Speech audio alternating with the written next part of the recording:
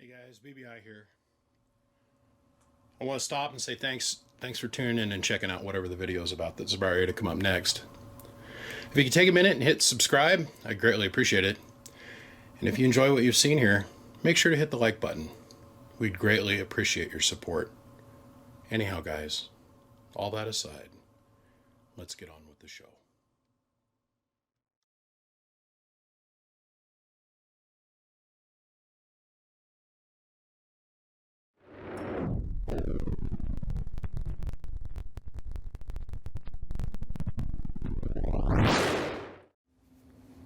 Gentlemen, we're here to talk about a subject that's near and dear to my heart.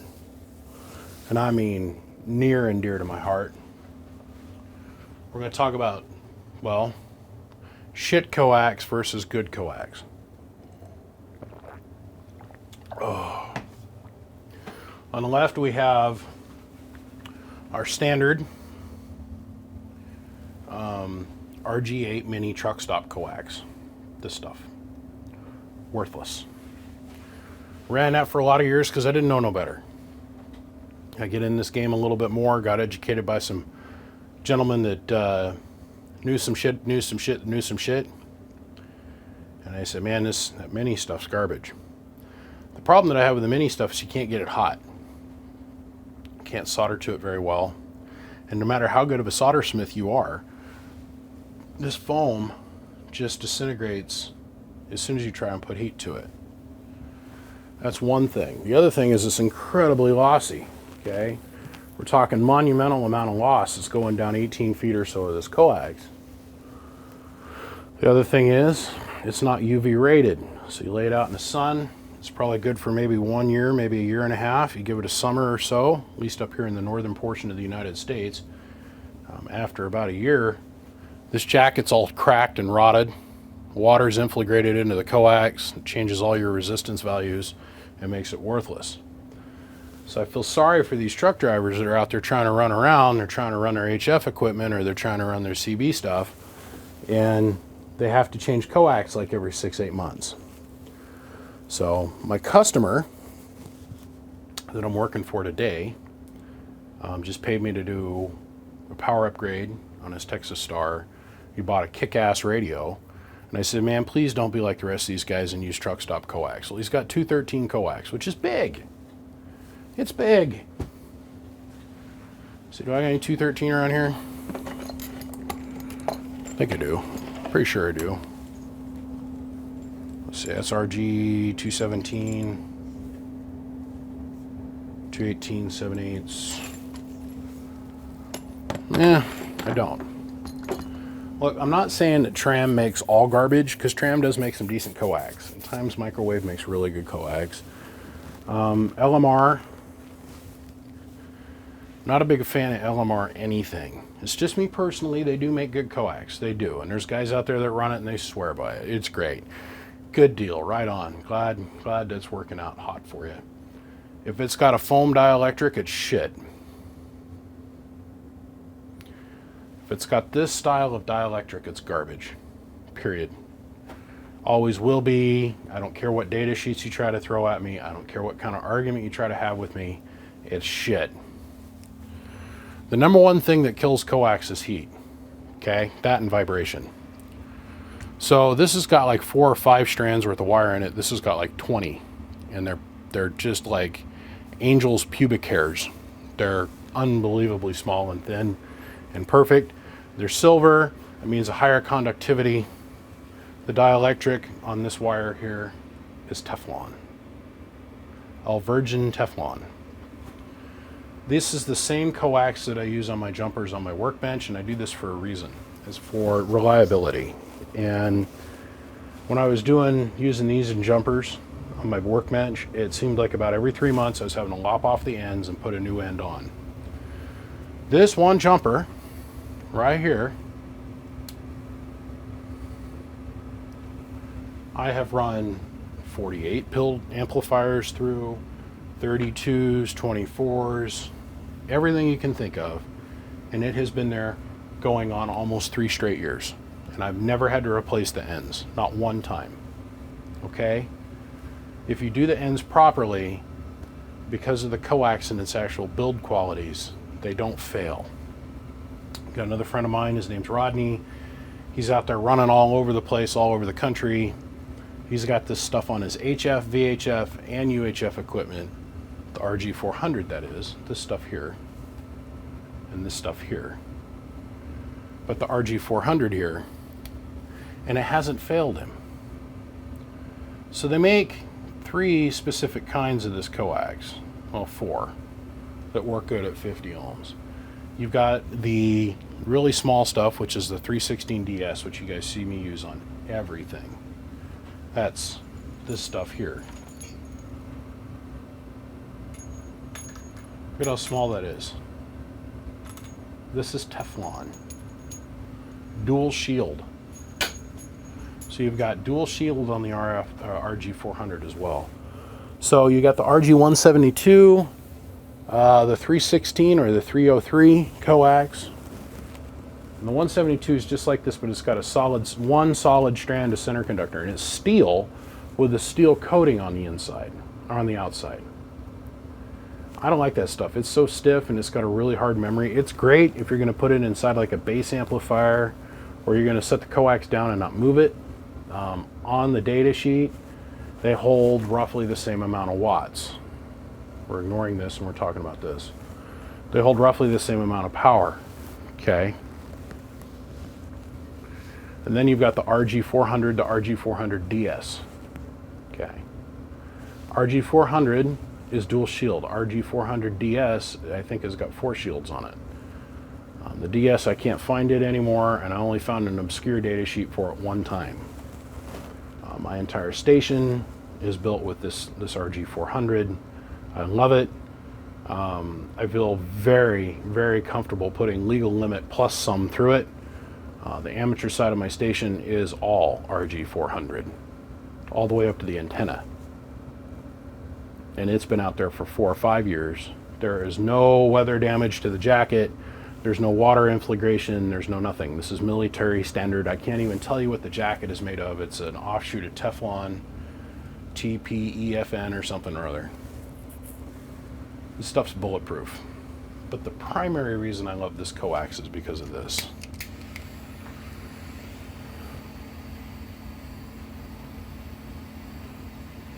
We're just going to let that sit there and burn.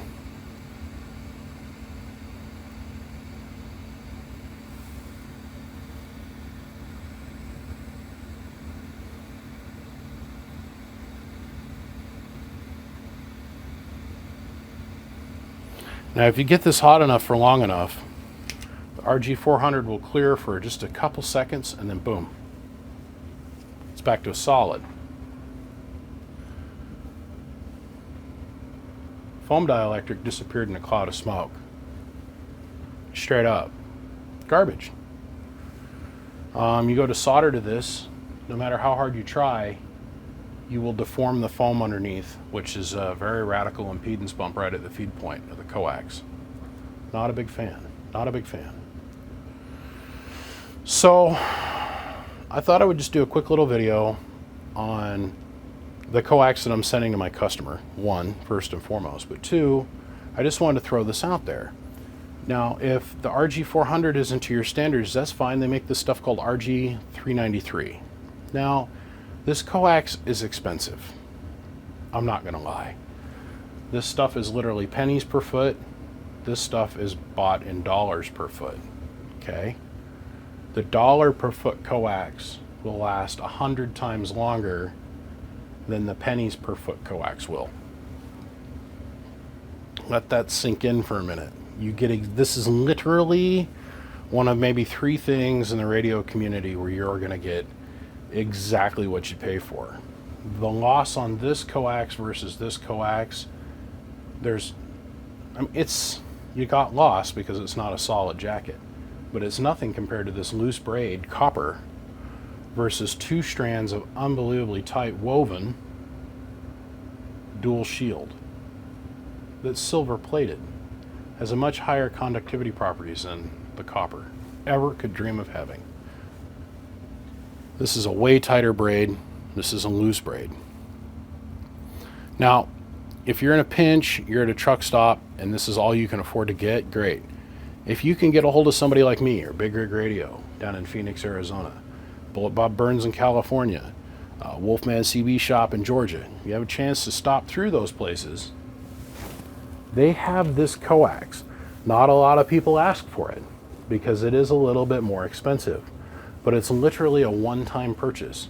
You purchase the coax, you run it out to your antenna, and you're done with it. Done with it, and it'll last you forever. Now the trick is putting the ends on, so that's what we're going to cover here now. See, am I recording? I am. Okay. I had to get myself a bigger external monitor for the camera so I can actually get eyeballs on what I'm doing. I've noticed in several of the videos either you've been slightly overexposed or just a hair out of focus, or the color mix has been off, so I'm trying to get everything set up to where I'm comfortable with working with it. So what I'm going to do here is I'm going to show you the way I like to set up the coax for me to go ahead and make an end. I'm going to show you how this works. So the double braid on this makes it incredibly thick. So it's not convenient for certain things that we're used to doing with normal coax connectors. But because we cannot melt this stuff, it makes it so that it's really easy for us to work with. I usually take about, quarter to a half an inch, and I'll solder it, just like this. And then I just lightly scrape it with the razor blade. I call this cleaving. We give it a little twist side to side, and then this slides right off.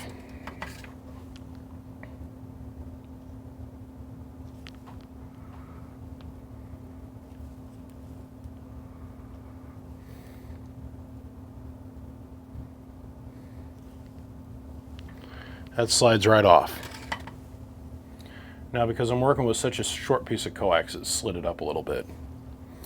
But then what I do is I'll take about another inch and I'll clean this off too. So look at how smooth that is, that connection. Very good impedance transfer. So we come up about 1/8 of an inch or so. We lightly score.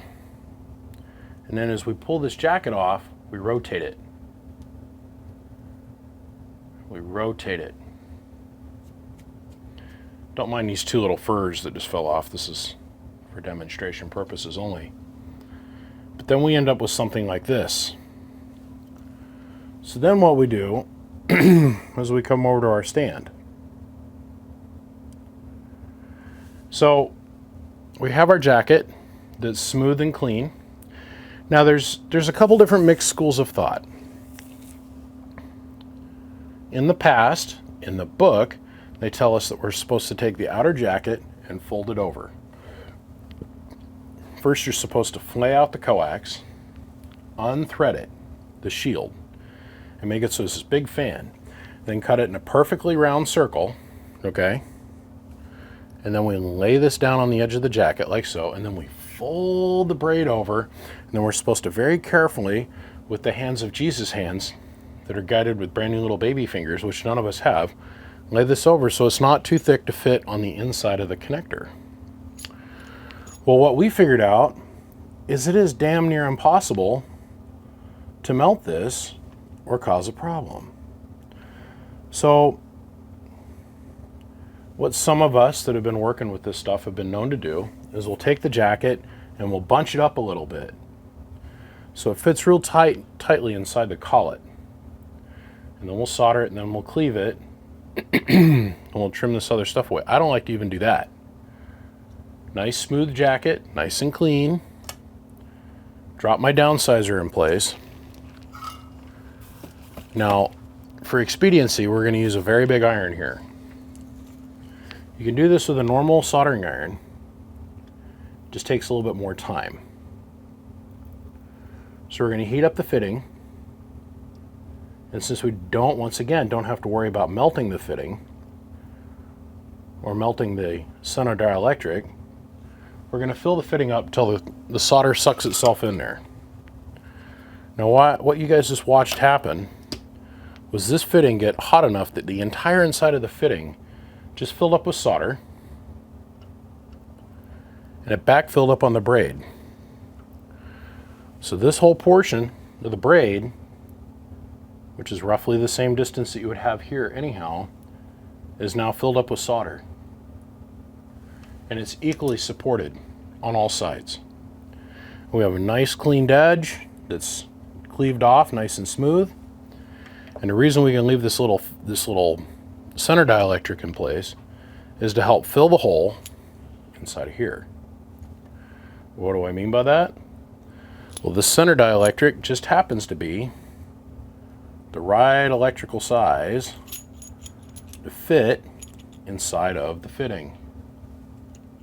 So imagine this from the backside. Going in the backside cutting. When we shove this through, like this, it's full. So it's going to keep the solder from being able to run out. And it's also going to help maintain our insulation properties from our tip to our jacket. So now that we have this done, we wait for a few minutes and let this cool. And it's not to protect the coax. It's to protect your girly little fingers from touching the fitting and getting burned. Next step.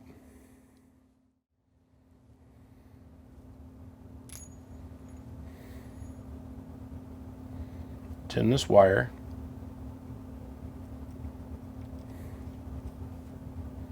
Pass through, thread down. Now I got guys that are friends of mine. They've gotten so comfortable to using this that now they use a torch.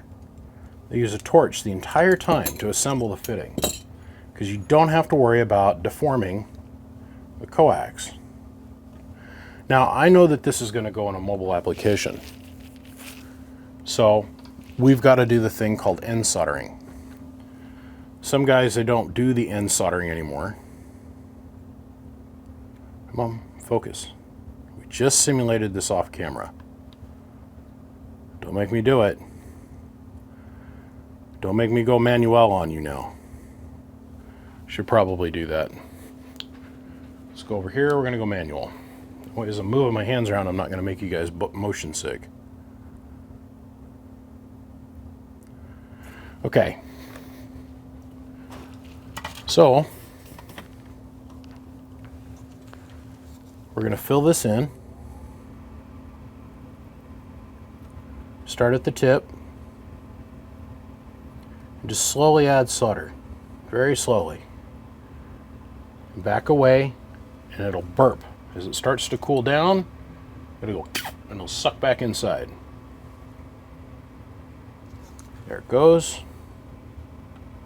Come back, just add a little drabble more. This is where we let it sit.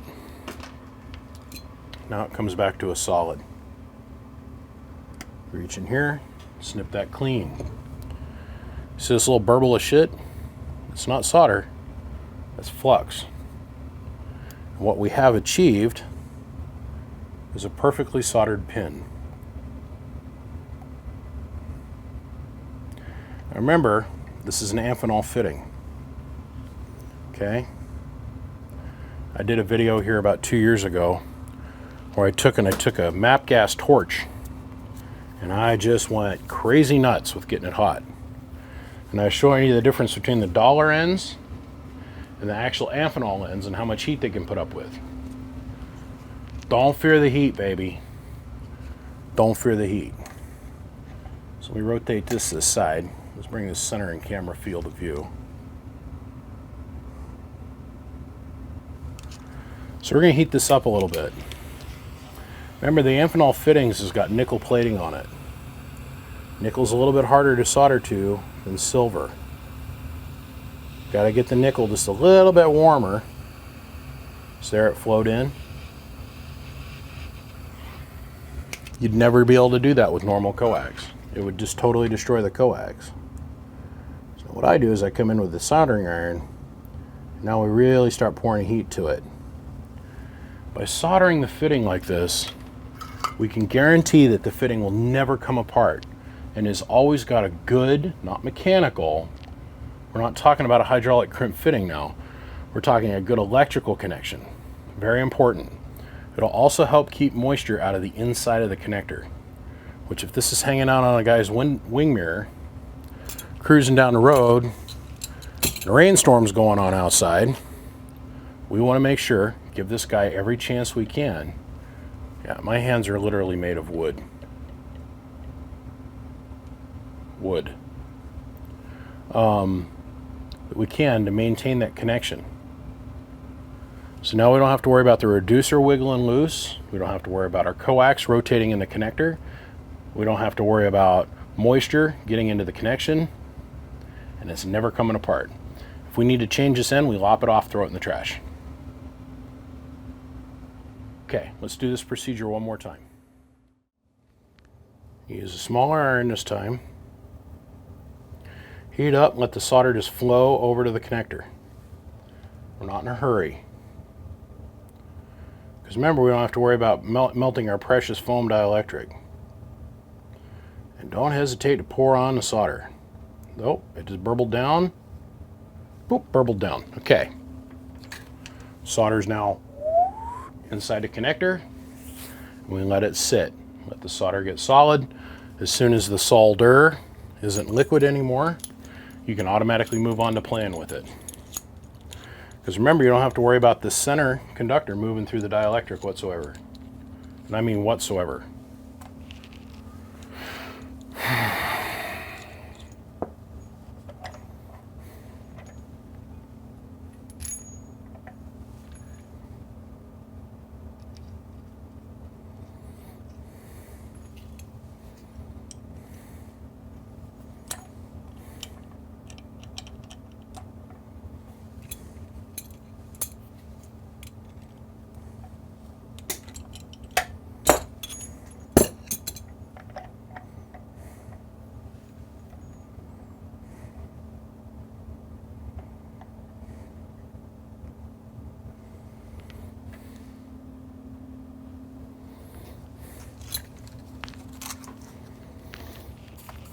When I was first taught how to put a PL259 connector on coax, he made me put it on upside down for a reason.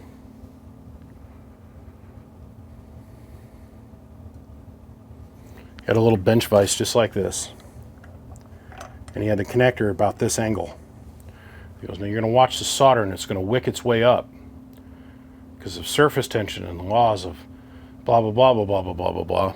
It'll wick its way into the connector. Now we don't have to worry about the solder flowing back into the connector and causing a short, which was brilliant. He described it to me in a way that I understood, which was with a little bit of visualization. And I sat there and I watched him do it. And we did it with a little tiny Weller soldering iron. Didn't need this big thing that I'm using right now. So we fill it, it'll fill itself, and then if it cools, sometimes it'll suck itself back in as a pocket.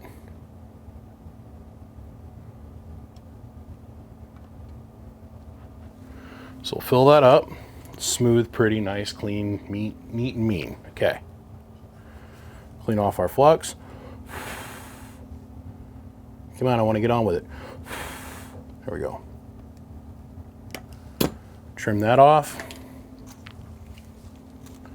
Can't fear the heat, baby.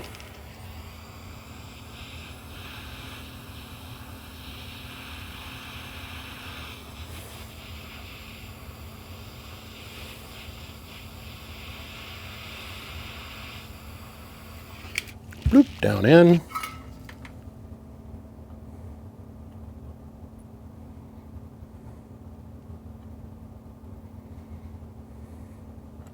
Done. Coax fitting is watertight, vibration proof, good to go. Now I already checked this side before we put this end on. So let's see if we did good. We did good.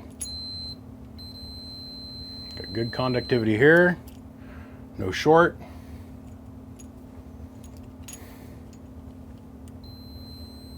Good conductivity there. It's simple, right? Remember, guys, how do you get to Carnegie Hall? There we go. Practice, practice, practice, practice, practice, practice. Okay, so what we got here is my network analyzer.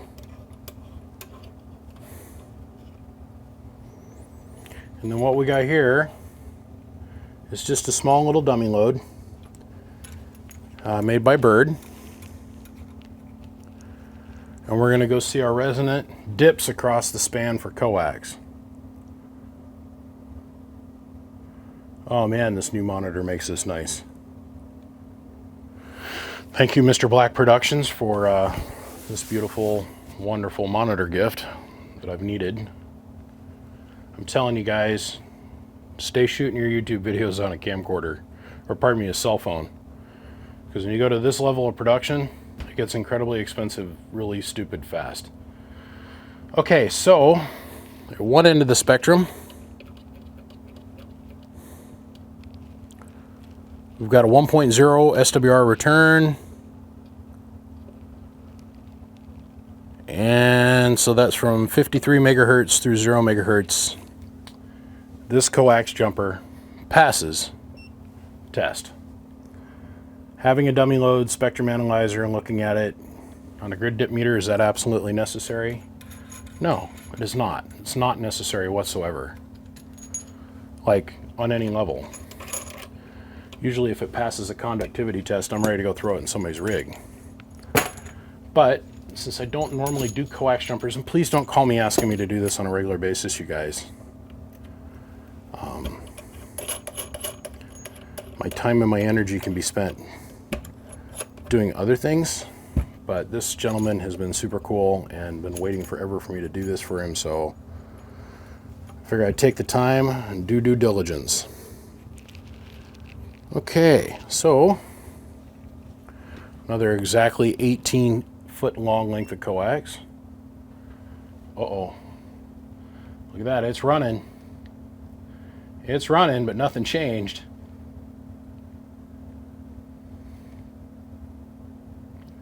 That passes as well.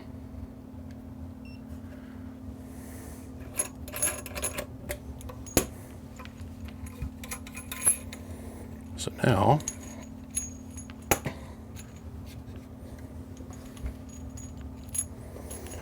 the reason we have this little 1-foot jumper is for him to hook it up to his amplifier and for him to be able to hook up his watt meter from his amp.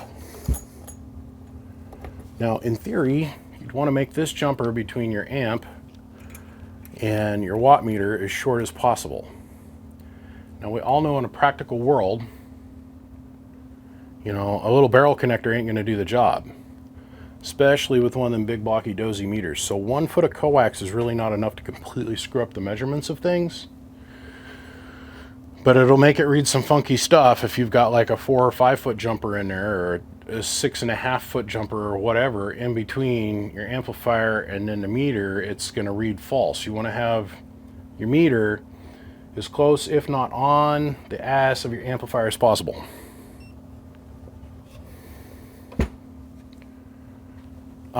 This one passes. Hello.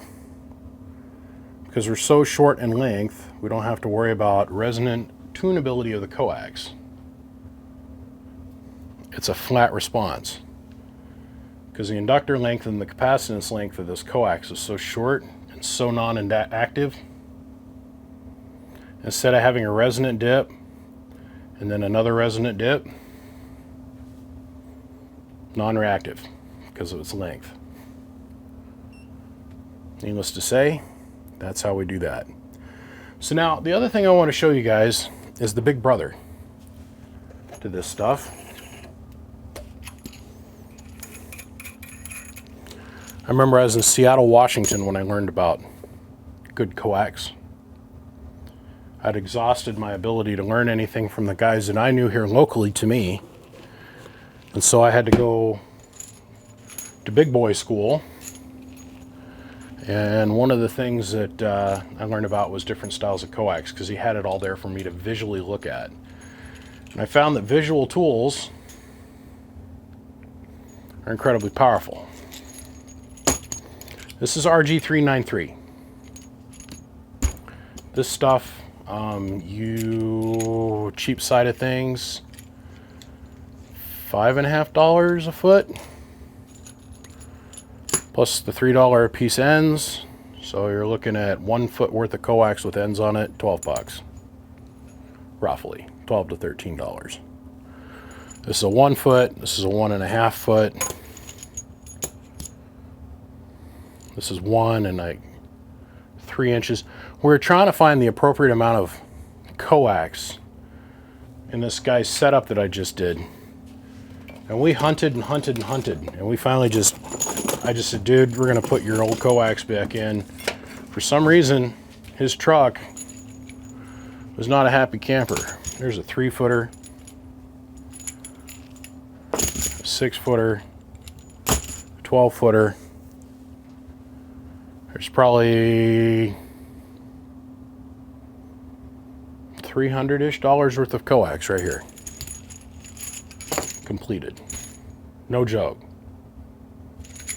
The cost of materials will be a little bit lower, but then you got to remember, in this world you have to pay somebody to put it together for you if you don't know how to run a soldering iron. Hence the reason I wanted to do this video, because if you have a soldering iron and you have the skill set which you have now visually seen and been talked through, you can eliminate that portion of the process. Just saying. This is the best coax you'll ever be able to come across. This stuff here, I wouldn't hesitate to put in the mobile 3,000 watts through this. Wouldn't even blink twice. Peak power, by the way. A 3-foot jumper, this stuff, I've put 10,000 bird through it. The 393, I know a guy that ran, 12.5 feet of it, and he put a pair of 20s through it. Now, it got so hot. Now, that's the thing. You're still going to have the restriction because the wire's so small. So you got to keep that in mind. A coax isn't going to fail you. That does not necessarily mean it's safe. There's a big difference there. The coax will not fail you. That does not necessarily mean it's electrically safe or the appropriate thing to do. I need to give that disclaimer as well. If you go and run a pair of 20s through a piece of 393, that coax is going to get so hot that when you reach out and touch it, and you go, it's going to leave your fingerprint in the jacket. But the coax will not burn up.